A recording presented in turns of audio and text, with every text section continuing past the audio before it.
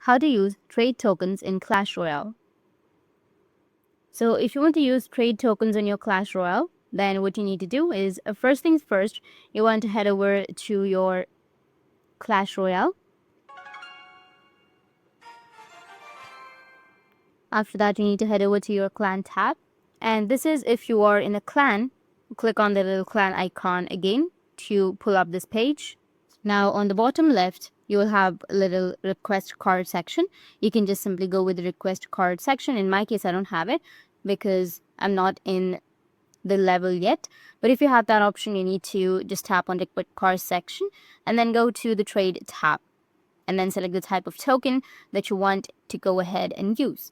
Let's say Epic, for example, and then you pick the card that you want and then offer up to 4 cards that you're willing to trade. One of your clanmates can now accept the trade if they want to use one of your cards and they're offering a void spell or something in return. Now the second method is actually going to the clan wars tab.